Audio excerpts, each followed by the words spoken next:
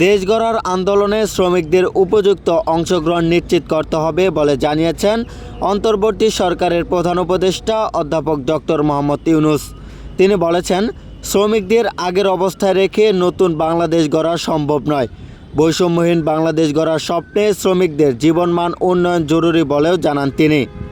বৃহস্পতিবার ১ মে মহান মে দিবস ও জাতীয় পেশাগত স্বাস্থ্য ও সেফটি দিবস উপলক্ষে বাংলাদেশ চীন মৈত্রী সম্মেলন কেন্দ্রে আয়োজিত এক অনুষ্ঠানে প্রধান অতিথির বক্তব্যে তিনি এসব কথা বলেন।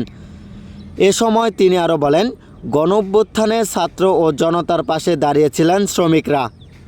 আজ দেশ গড়ার আন্দোলনে তাদের উপযুক্ত অংশগ্রহণ নিশ্চিত করতে হবে। প্রধান উপদেষ্টা শ্রম সংস্কার কমিশনের সুপারিশ বাস্তবায়নের গুরুত্ব তুলে ধরে বলেন, প্রথমেই করণীয় নির্ধারণ করে দ্রুত বাস্তবায়নের পথে এগিয়ে যেতে হবে। পর্যায়ক্রমে প্রতিটি সুপারিশ অক্ষরে অক্ষরে পালন করতে হবে।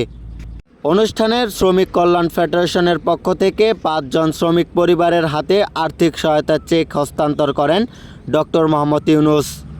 অনুষ্ঠানে আরও বক্তব্য দেন শ্রম ও কর্মসংস্থান মন্ত্রণালয়ের উপদেষ্টা ব্রিগেডিয়ার জেনারেল অব ডক্টর এম সাখাওয়াত হোসেন, মন্ত্রণালয়ের সচিব AHM শফিকুজ্জামান এবং শ্রম সংস্কার কমিশনের প্রধান সুলতান উদ্দিন আহমেদ।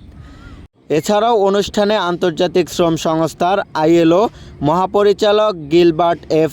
হাংবোরো একটি ভিডিও বার্তা প্রচার করা হয়। Moniruzzaman, SM media 24 hours.